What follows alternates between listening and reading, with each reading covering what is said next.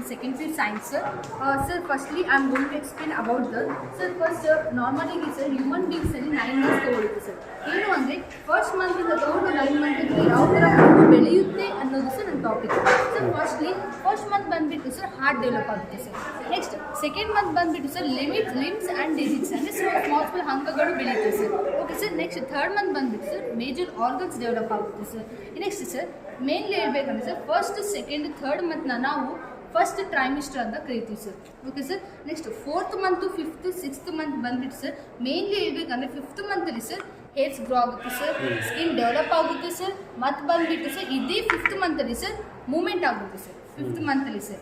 Next sir ನಾನು ಹೇಳಿದೆ sir ಆಗಲೇ ಏನು ಫಸ್ಟ್ ಸೆಕೆಂಡ್ ಥರ್ಡ್ ಮಂತ್ನ ನಾವು ಫಸ್ಟ್ ಟ್ರೈಮಿಸ್ಟರ್ ಅಂತ ಹೇಳಿ ಸರ್. ಅದೇ ಫೋರ್ತ್ ಫಿಫ್ತ್ ಸಿಕ್ಸ್ತ್ ಮಂತ್ನ ನಾವು ಸೆಕೆಂಡ್ ಟ್ರೈಮಿಸ್ಟರ್ ಅಂತ ಹೇಳ್ತೀವಿ sir. Okay sir. Next final sir 7th 8th 9th ಮಂತಲ್ಲಿ ಸರ್ ಈ 7th 8th 9th ಮಂತಲ್ಲಿ ಸರ್ ಫುಲ್ಲಿ ಇಲ್ಲಿ ನಾನು ಹೇಳಿದೆ ಸರ್ ಫಿಫ್ತ್ ಮಂತಲ್ಲಿ ಹೇರ್ ಗ್ರೋ ಆಗುತ್ತೆ ಅಂತ.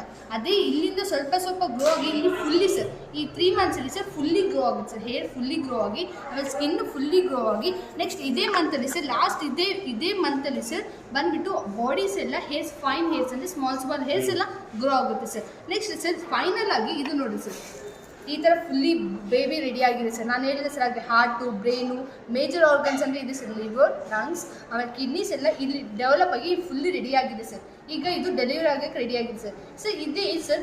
ಇದೇ ಹೊರಗಡೆ ಬರೋದ ಪ್ರಾಸೆಸ್ನ ನಾವು ಪಾರ್ಚುರೇಷನ್ ಅಂತ ಹೇಳ್ತೀವಿ ಸರ್.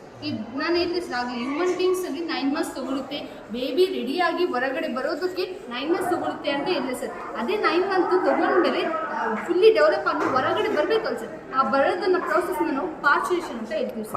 ಪಾರ್ಚುರೇಷನ್ ಸರ್ ಪಾರ್ಚುರೇಷನ್ ಅಂದರೆ ಏನಿದೆ sir delivery of the baby sir. ಅಂದರೆ ಫುಲ್ಲಿ ಡೆವಲಪ್ ಆಗಿರೋ ಬೇಬಿ ಹೊರಗಡೆ ಬರೋದು ಪ್ರಾಸೆಸ್ನ ನಾವು ಪಾರ್ಚುರೇಷನ್ ಅಂತ ಹೇಳ್ತೀವಿ ಸರ್. ಸರ್ ಇನ್ನೊಂದು ಸರ್ ನಾರ್ಮಲಿ ಸರ್ ಯಾರಾದರೂ ವುಮೆನ್ ಪ್ರೆಗ್ನೆಂಟ್ ಇದ್ದಾಗ ಹೇಳ್ತಾರೆ ಸರ್ ನಾರ್ಮಲ್ ಆಗಿದೆನಾ ಅಂದರೆ ಪ್ರೆಗ್ನೆಂಟ್ ಆಗಿ ಬೇಬಿ ಹೊರಗಡೆ ಬಂದಮೇಲೆ ನಾರ್ಮಲ್ ಆಗಿದೆನಾ ಸಿಜರಿನ್ ಆಗಿದೆನಾ ಅಂತ ಕೇಳ್ತಾರೆ ಸರ್. ಅವಾಗ ಸರ್ ಅದು ಯಾಕೆ ಅಂದರೆ ಸರ್ ಏನಾದರೂ ಇವಾಗ ಒಂದು ವುಮೆನ್ ಸರ್ ಏನಾದರೂ ಇಲ್ಲಿ ಏನಾದರೂ ಪೇನ್ ಬಂದರೆ ಸರ್ 9 ಮಂತಿಗೆ ಏನಾದರೂ ಪೇನ್ ಬಂದರೆ ಸರ್ ಅವಾಗ ಬೇಬಿ ಹೊರಗಡೆ ಬರುತ್ತೆ ಸರ್. ಪೇನ್ ಬಂದಾಗ ಬೇಬಿ ಹೊರಗಡೆ ಬರುತ್ತೆ ಸರ್ ಅದನ್ನು ನಾನು ನಾರ್ಮಲ್ ಅಂತ ಹೇಳ್ತೀನಿ ಸರ್. Okay sir. ನೆಕ್ಸ್ಟ್ ಬಂದ್ಬಿಟ್ಟು ಸರ್ ಅದೇ ಏನಾದರೂ 9 ಮಂತಲ್ಲಿ ಮದರಿಗೆ ಏನಾದರೂ ಪೇನ್ ಬಂದಿಲ್ಲ ಸರ್ ಅದೇನು ಪೇನ್ ಬಂದಿಲ್ಲ ಯಾವುದೇ ಹಾರ್ಮೋನ್ಸ್ ರಿಲೀಸ್ ಆಗಿಲ್ಲ ಪೇನ್ ಬರೋದು ಹಾರ್ಮೋನ್ಸ್ ರಿಲೀಸ್ ಆಗಿಲ್ಲ ಅಂದರೆ ಡಾಕ್ಟರ್ಸ್ 10th ಮಂತ್ವರೆಗೆ ವೇಟ್ ಮಾಡಿ ಸರ್ ಅದು ಮದನ ಹೊಟ್ಟೆನ ಕಟ್ ಮಾಡಿ ಬೇಬಿನ ತೆಗಿತಾರೆ ಸರ್ ಅದು ಸಿಜರಿನ್ ಸರ್. ಇದೇ ಸರ್ ಈ ಪ್ರಾಸೆಸ್ ಬೇಬಿ ಹೊರಗಡೆ ಬರೋ ಪ್ರಾಸೆಸ್ ನಾನು ಪಾರ್ಚುರೇಷನ್ ಅಂತ ಹೇಳ್ತೀನಿ ಸರ್.